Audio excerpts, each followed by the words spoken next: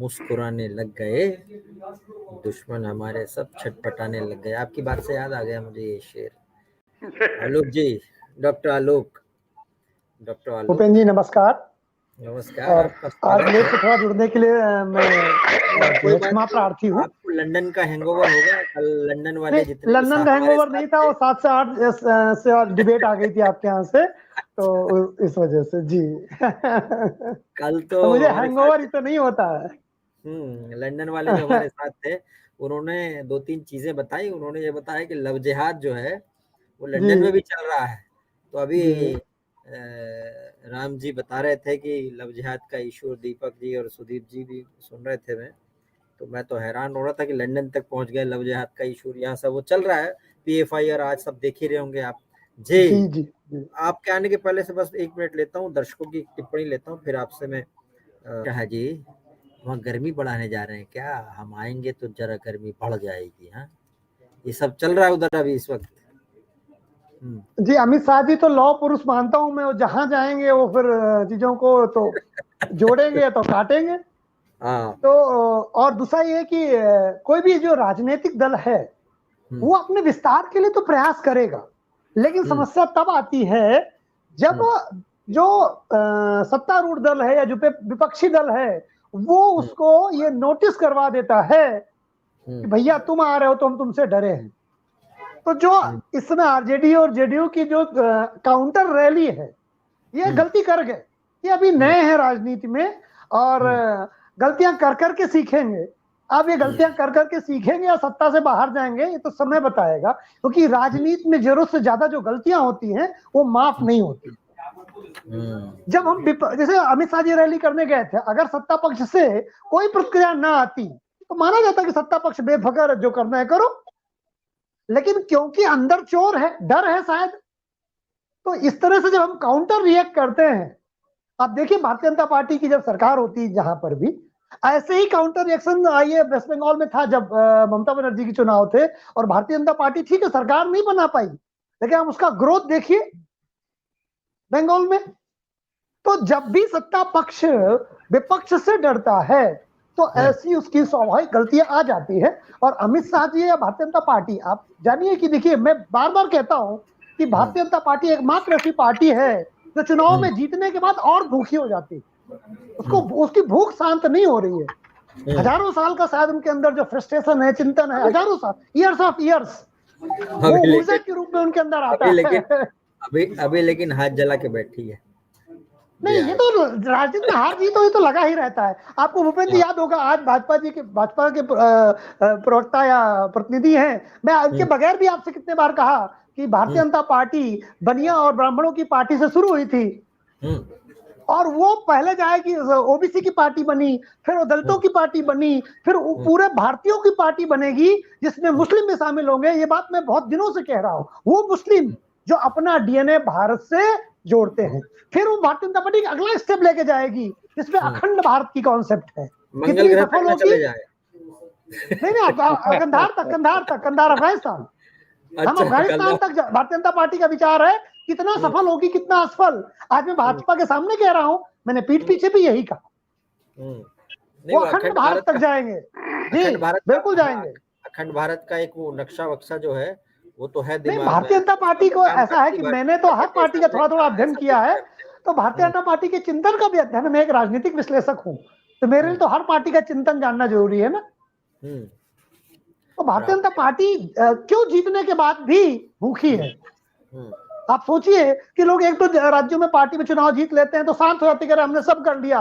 Bharatiya Janata party जितना खाना खाती है उतना वो भूखी हो जाती है, उसकी भूख खत्म नहीं हो रही है। शायद ये 1000 साल का जो फ्रस्ट्रेशन है, 1000 ईयर मैं जो कह रहा हूं, शायद आपको समझ में आ रहा हूं। वो समझ में आ रहा है। वो आप ये कहना चाह रहे हैं कि 1000 साल के बाद में कोई, जैसा कि वो चलता रहता है मीडिया में कि भाई हिंदू इधर सब नहीं, देखिए वो बात नहीं, बात वो नहीं है। 1000 साल से जिस संस्कृति को दबाया गया उस सांस्कृतिक उत्थान का समय अब आया है।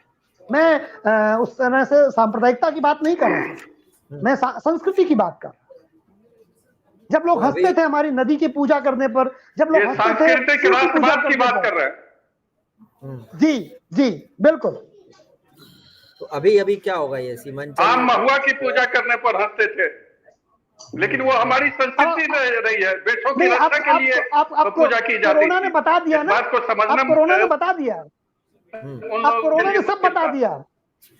इसके पहले कोई मानता नहीं था कि घर के अंदर घुसो तो पैर धुल लो, और घर में नहा के घुसो, कपड़े उतार दो बाहर से आओ। तो अब सब कोरोना में सबने किया ना, पूरे विश्व ने किया वही बात जो भारत हजारों साल से कहता रहा है।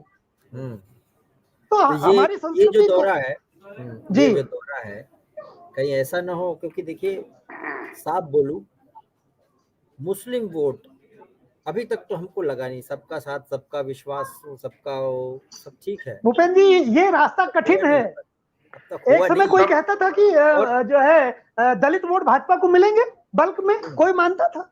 मैंने 2 मार्च को आपके चैनल में अमिताभ जी से कहा था कि अगर भारतीय जनता पार्टी की सरकार बनेगी तो दलितों के वोट की बेस मिलेगी। मैं इकलौता राजनीतिक विश्लेषक था और अमिताभ सर को मुझे 10 मिनट मनाने में लग गए थे इस बात को, मैं नहीं समझा पा रहा था। बातचीत होती है, बहुत बढ़िया होती है, मेल मिलाप होता है, मीटिंग होती है। मुझे एक वो शेर याद आ रहा है कि होठ पर प्यार का शिकवा गिला जारी रहा।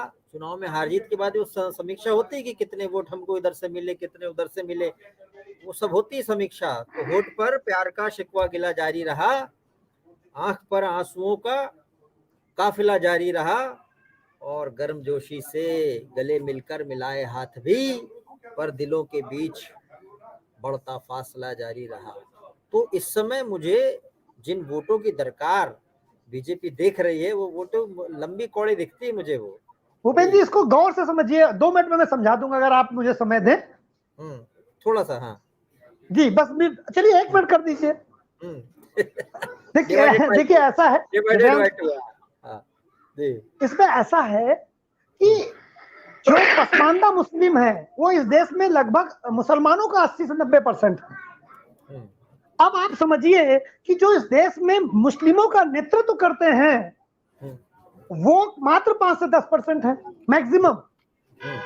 तो भारतीय जनता पार्टी का उद्देश्य वो जो 5 से 10% लोग हैं, एलीट मुस्लिम हैं, उनको नहीं लेना। भारतीय जनता पार्टी का वो है कि जो पसमानदा है, जो बैकवर्ड है, मुस्लिम में बैकवर्ड है, मुस्लिम में दलित है। इस देश में धर्म बदला जा सकता है, जाति नहीं। तो जो मुस्लिम और दलित हैं, जो दलित हैं लेकिन मुस्लिम हैं, जो ओबीसी है जो मुस्लिम हैं, जो दलित हैं ईसाई हैं, जो ओबीसी है ईसाई हैं, है तो ओबीसी ही ना, है तो भारतीय ना, उनका डीएनए तो भारतीय है। 5% विदेशी मुसलमान है इस देश में। तो बोले तुम सत्ता चलाते हो, जाओ, तुमको हमें नहीं चाहिए। अब 90-95 बेटा इसमें तो सेन लगा ही लेंगे। अपने हैं कब तक रूठेंगे, तभी तो मानेंगे। क्यों? भारतीय जनता पार्टी से ब्राह्मण बनियों की पार्टी थी ना, ब्राह्मण बनियों की पार्टी थी। आज के 1 दशक पहले कौन मानता था कि ओबीसी के वोट भाजपा को मिलेंगे? कोई मानता था दलितों के वोट भाजपा को मिलेंगे? इतने थोक में मिले तो फिर पसमानदाओं के वोट भी मिलेंगे। वही जो मैं 2008 में, भूपेंद्र जी, मैं 2008 में कहा करता था कि अगर भारतीय राजनीति में महिलाओं के लिए राजनीति को कोई क्यों नहीं करता। मैं ग्वालदम में था उस समय, तपस्या कर रहा था एक तरह से। तो जब मैं एक शिला में बैठता था एक गधेरे के पास में, तो मैं सोचता था कि इस देश की राजनीति अगर मैं जाऊं तो मैं महिलाओं की राजनीति करूंगा। शायद वो वाइब्रेशन पहुंच गए हमारे मोदी जी तक, उन्होंने महिलाओं की राजनीति शुरू की सबसे पहले। आप समझिए कुछ असंभव नहीं है। राजनीति में एक और एक दो होता है, एक और एक बस आखिरी बात कहूंगा मैं, राजनीति में एक और एक 2 हो सकता है, एक और एक 11 हो सकता है, और एक और एक 0 भी हो सकता है। सपा बसपा को उदाहरण उत्तर प्रदेश में। मोदी जी जिस लेवल पे चल रहे हैं ना, वो जितने जो विपक्षी दल के नेता रणनीति बनाते हैं, वो बेचारे फिर रात को 1 घंटे में रिहेश करना पड़ता है उनको, कुछ नया उधर से आ जाता है। वो थाली वाले पे लोगों ने कितना मजाक उड़ाया।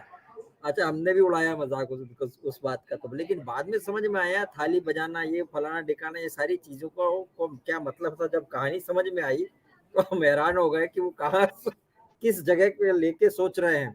इस समय राजनीति में ऐसा दिखता नहीं है। जी दीपक उपाध्याय।